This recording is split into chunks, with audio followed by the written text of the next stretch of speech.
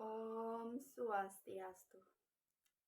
Assalamualaikum warahmatullahi wabarakatuh. Salam sejahtera bagi kita semua. Namo Buddhaya, salam kebajikan dan salam harmoni.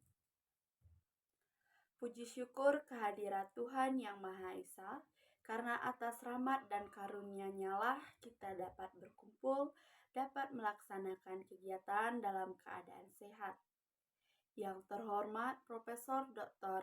Iketut Gading MPSI dan Ibu Kade Ari Dwi Arwati SPD MPD selaku dosen pembimbing mata kuliah Mikro Konseling Dasar. Perkenalkan, nama saya Niketut Cipta Nopianti, mahasiswa program studi S1 Bimbingan dan Konseling, kelas BK1C dengan NIM 25110110049. Pada kesempatan ini, saya akan menampilkan video praktik konseling individu sebagian dari tugas ujian akhir semester mata kuliah Mikro Konseling Dasar. Dalam kasus yang saya angkat, yakni seorang konseli mengalami penurunan nilai dalam beberapa mata pelajaran selama periode pembelajaran terakhir. Penurunan ini berkaitan dengan kesulitan konseli dalam memahami materi pelajaran yang disampaikan. Selain itu, konseli mudah kehilangan fokus saat proses belajar berlangsung maupun ketika belajar mandiri. Kondisi tersebut membuat konseli merasa kurang termotivasi, menurunnya kepercayaan, serta semakin tertinggal dalam mengikuti materi di kelas. Seluruh dialog dalam video ini merupakan simulasi yang digunakan semata-mata untuk kepentingan akademik. Demikian pengantar dari saya. Selamat menyaksikan dan terima kasih. Selamat pagi, Bu. Selamat pagi, Listia. Terima kasih sudah mau datang. Silakan duduk, buat dirimu lebih nyaman terlebih dahulu. Iya, Bu. Sebenarnya saya agak gugup karena pertama kalinya saya datang ke ruang BK. Saya tidak pernah melakukan konseling sebelumnya. Wajar kamu merasa gugup, Listia. Apakah ini pertama kalinya buat kamu mengikuti proses konseling?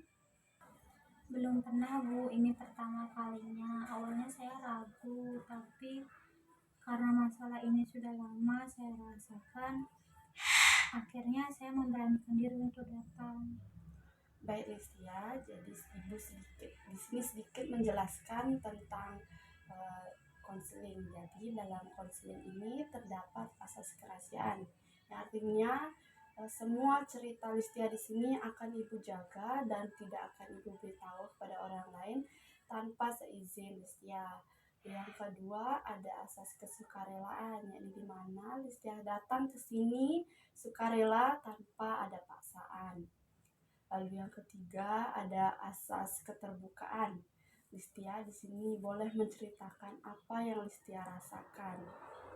Lalu yang ketiga, yang terakhir, Mas Ibu, ada asas kedinamisan.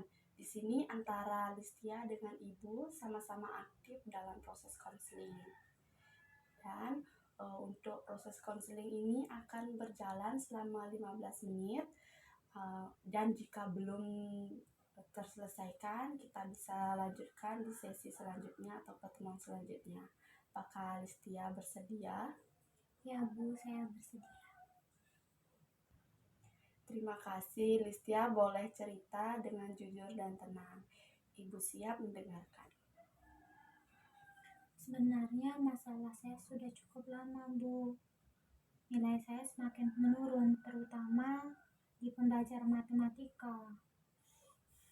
Sejak masuk materi persamaan kuadrat, saya merasa benar-benar tidak paham. Dari awal sudah bingung. Jadi ketika guru lanjut menjelaskan, saya semakin ketinggalan. Jadi sejak materi persamaan kuadrat dimulai, Listia merasa sulit memahami pembelajaran dan merasa tertinggal. Begitu? Iya Bu, sebenarnya saya sudah mulai berusaha mencatat, tapi pembelajaran terasa cepat saat satu langkah belum saya pahami, guru sudah lanjut ke langkah berikutnya. Saya ingin bertanya, tapi takut salah dan akhirnya saya hanya diam. Jadi Listia ingin bertanya, tetapi rasa takut membuat Listia untuk memilih dia meskipun Listia belum terlalu paham. Iya Bu, lama-kelamaan setiap kali pelajaran matematika dimulai, saya sudah merasa cemas duluan. Pikiran saya jadi tidak fokus dan rasanya seperti sudah kalah sebelum mencoba. Perasaan cemas itu membuat konsentrasimu semakin terganggu. Ya Bu, saya juga sering membandingkan diri saya dengan teman-teman. Mereka terlihat cepat paham dan bisa mengerjakan soal. Sementara saya masih bingung dari langkah awal. Dari situ, rasa percaya diri saya semakin menurun. Kamu merasa minder karena membandingkan kemampuanmu dengan teman-teman. Ya Bu, dampaknya terasa juga saat belajar di rumah. Saya bukan buka buku dan mencoba mengerjakan soal, tapi cepat pusing. Saya bingung harus mulai dari mana. Lalu akhirnya berhenti belajar, menunda belajar. Apa yang biasanya Listia rasakan saat belajar sendirian di rumah? Saya merasa tidak percaya diri dan takut salah. Saya seperti sudah berpikir duluan kalau saya tidak akan bisa. Jadi saya menghindari belajar. Jadi rasa takut membuat Listia semakin menghindari proses pembelajaran ya. Ya Bu, lama-kelamaan motivasi belajar saya semakin menurun. Padahal saya sebenarnya ingin bisa paham dan memperbaiki nilai saya. Ibu dengarkan, pasti kondisi ini membuat Listia merasa kelelahan. Ya Bu, saya capek secara pikiran. Rasanya setiap hari terbebani dan kadang saya takut kondisi ini akan terus berjalan. Listia merasa lelah secara mental dan Listia khawatir tentang dampaknya ke depan. Saya takut kalau terus seperti ini, saya makin ketinggalan dan tidak bisa mengikuti pembelajaran selanjutnya.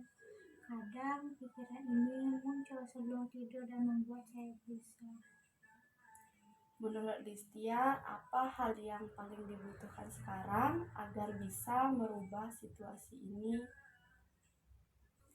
Saya butuh belajar dari dasar Bu.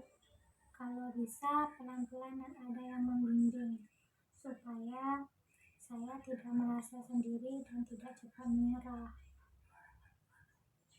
Baik, jadi Listia membutuhkan bimbingan belajar yang bertahap agar Listia lebih percaya diri. Ya Bu, kalau saya belajar sendirian, saya mudah putus asa. Baik, bagaimana dengan cara kita mulai dengan hal kecil, dengan cara mengendalikan apa yang bisa kamu kendalikan dulu. Mungkin saya bisa mulai belajar sedikit dulu tapi rutin, tidak terlalu lama supaya tidak terasa berat. Misalnya dengan belajar selama 20 menit khusus untuk persamaan kuadrat tanpa adanya distraksi. Sepertinya itu lebih sanggup saya lakukan. saya merasa lebih yakin kalau target kecil. Baik, Ibu akan catat ini sebagai target belajarmu pada minggu ini. Iya Bu, setelah saya menceritakan semuanya dari awal sampai sekarang, saya merasa lebih lega, pikiran saya jadi lebih ringan walaupun masalah saya belum sepenuhnya selesai. Listia merasa pikiran Listia lebih ringan setelah Listia bisa mengungkapkan perasaan. Iya Bu, saya jadi lebih sadar kalau selama ini saya terlalu menuntut diri saya dan itu membuat saya tertekan saat belajar. Baik, Listia mulai menyadari pola yang membuat Listia semakin tertekan dalam proses belajar. Betul Bu, dengan target kecil itu saya merasa lebih berani mencoba dan tidak terlalu takut gagal. Jadi, langkah kecil itu terasa lebih bisa Listia kendalikan. Iya Bu, belajar 20 menit rasanya masih sanggup saya lakukan dibanding harus belajar lama-lama. Baik, jadi kita sepakati target belajar 20 menit secara rutin. Hai Bu, saya akan mencoba menjalankannya dan mencatat kalau ada kesulitan untuk saya ceritakan nanti. Baik Listia, untuk sesi hari ini Ibu cukupkan sampai hari ini. Ibu sangat mengapresiasi keterbukaan kamu dalam proses konseling ini. Dan untuk Listia, jalani target yang sudah kita sepakati. Lalu kita akan bertemu pada minggu depan untuk mengevaluasi terhadap perkembangannya. Baik Bu, terima kasih. Terima kasih kembali Listia. Demikian praktik konseling individu yang dapat saya tampilkan sebagian dari tugas ujian akhir semester mata kuliah mikrokonseling dasar. Melalui praktik ini, saya sebagai konselor berupaya menciptakan suasana konseling yang aman, empatik, dan berfokus pada konseling, serta membantu konseli memahami permasalahan yang dialami selama proses pembelajaran. Selain itu, saya sebagai konselor bersama konseli merumuskan langkah awal yang realistis dan dapat digunakan sebagai upaya untuk meningkatkan motivasi, kepercayaan diri, serta kemampuan konseli dalam menghadapi kesulitan belajar yang dialami. Praktik ini diharapkan dapat memberikan gambaran mengenai penerapan keterampilan dasar konseling seperti attending, empati, refleksi perasaan, parafrase, pertanyaan terbuka, serta proses penutup dan tindakan lanjut dalam konseling individu. Saya menyadari bahwa praktik ini masih memiliki keterbatasan. Oleh karena itu, kritik dan saran yang membangun saya sangat harapkan demi pemberbaikan di depannya. Atas perhatian dan kesempatan yang diberikan, saya ucapkan terima kasih. Om Santi Santi Santi Om. Wassalamualaikum warahmatullahi wabarakatuh. Shalom sejahtera bagi kita semua. Namo Buddhaya. Salam kebajikan dan salam harmoni.